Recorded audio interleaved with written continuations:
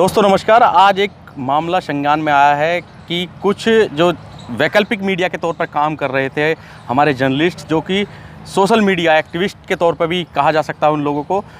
जो main stream media का कहीं ना कहीं इस समाज के अंदर बड़ा रोल अदा कर रहे थे, उन लोगों के खिलाफ सरकार ने ये कहिए कि एक षड्यंत्र के तहत उन्हें फंसाना शुरू कर दिया है।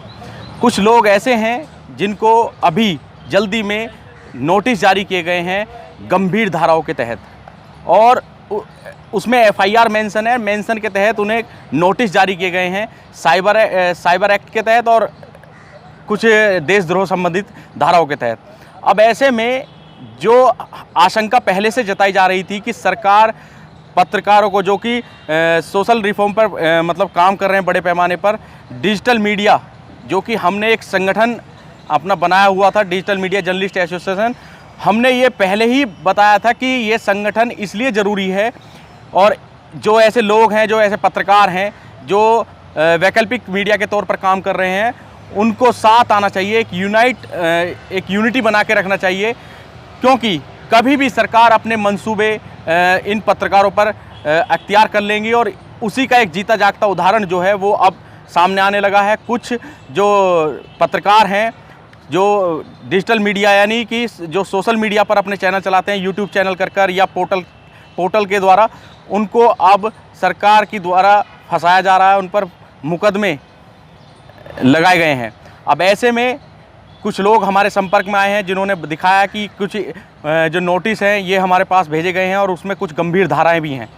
तो हम ये उम्मीद करते हैं कि जिन लोगों को ये नोटिस मिला है वो लोग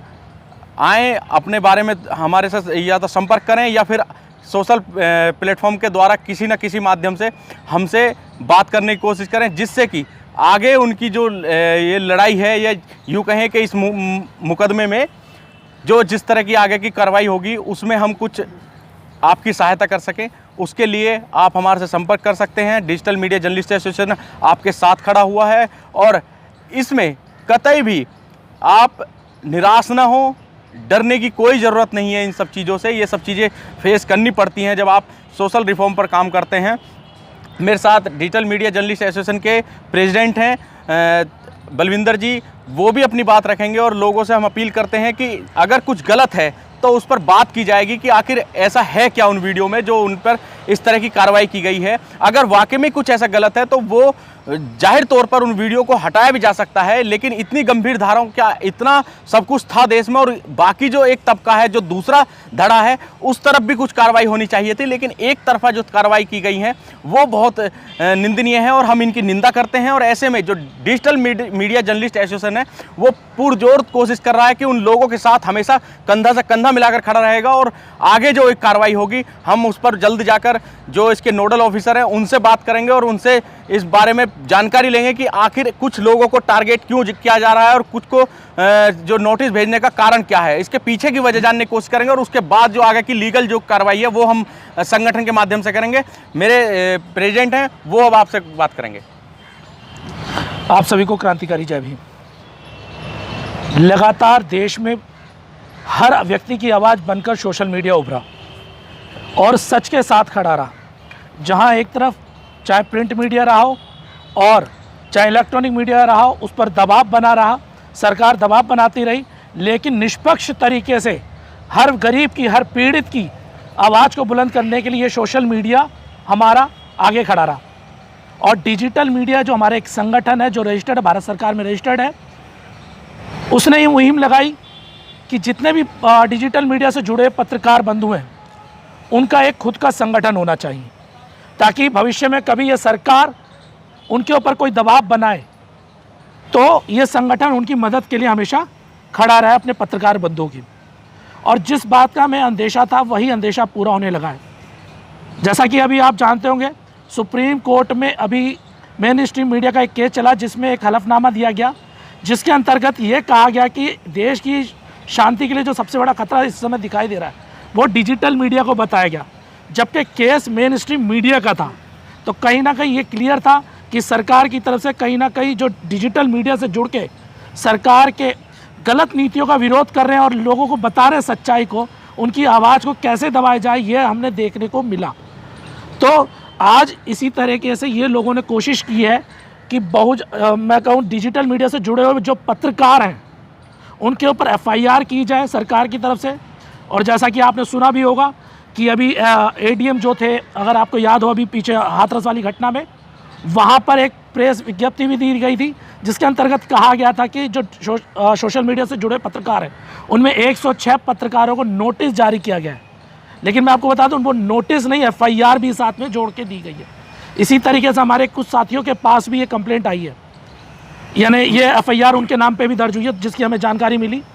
तो हमने फैसला किया है देश भर में कहीं भी यदि डिजिटल मीडिया से जुड़े हुए पत्रकारों के ऊपर